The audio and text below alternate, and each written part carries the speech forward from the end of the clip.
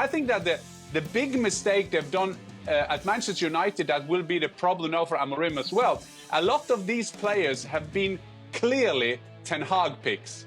And people say, yeah, the manager should be supported to get the players he need. Yeah, well, in the best clubs, they're thinking both. They are recruiting players, but they know that the Ten Hag, they know. And if they didn't know in the summer that Ten Hag was a chance to leave, my God, they were interviewing other managers while he was there. So I think that will be the problem for Amorim, how long he will take. I'm not with Shaka that he will have a lot of time because he has to start winning the fans over straight away. But if you see these players they took on, let's be honest, a very talented Euro, yes. Ugarte, De Ligt is good when he's good. Xerxes and Mazraoui, I mean, is that Manchester United to take them to the next step? I'm not sure. And at least they should have a big number 9, a great number 9 in there, and they don't have it at. What the heck are they going to do, Jules? They get 200 million they spent when they decided Ten Hag was going to stay. We all said that was a mistake. Proved out that we were right over what Ineos decided. How much money have they got now in the bank? They have to pay, obviously, to set Ten Hag, to get your man now over from Portugal. It all seems like a real mess that's going to take a long time to sort out. Yeah, I mean, this is costing them around £25 million between sacking Erik Ten Hag and some members of his staff and paying the release clause for Ruben Amorim, which is €10 million. And when you think that they've worked really hard to cut the cost at the club, I mean, Sir Alex Ferguson, a lot of redundancy, all of that, that saving saved them £30 million. Now, this is going to cost them, in the space of a few days, £25 million. So all the hard work you've done to try to make your accounting and your money a bit better, in 2 days, it's all gone.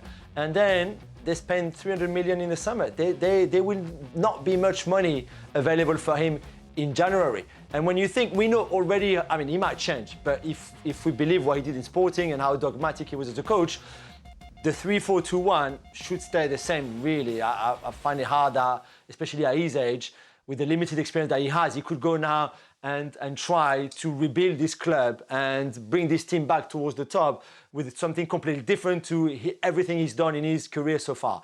So even that 3-4-2-1 formation, I'm not really sure where Rashford fits and Garnacho fits and Anthony, I mean, even less. And some of his midfielders.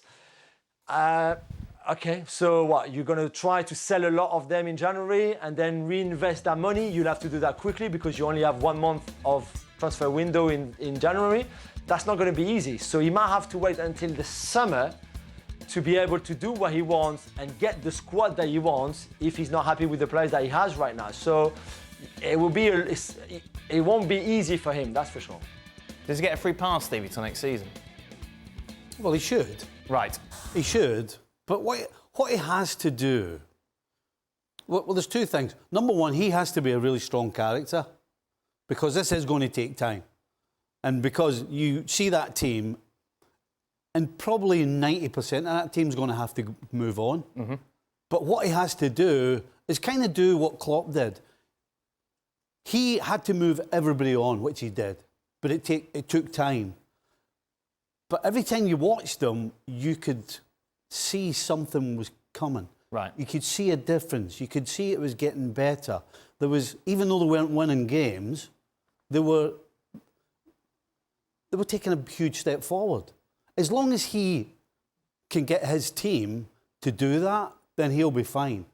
But if he doesn't, and he doesn't have the character to handle when things are not going well at United, then nothing's going to change. And obviously, he's going to have the back end and the recruitment, which is absolutely the key. If the recruitment is good and they get it right, then he will succeed and he will go forward. He's got to steady But all of these things have to happen. He's got to steady this ship, though. I mean, even though they aren't his players, and let's just assume that Manchester United make no signings in January. If Amorim kind of gets his team at least playing a style or be more difficult to beat or just have an identity about them, even with this personnel, I think that's a good start to his Manchester United tenure.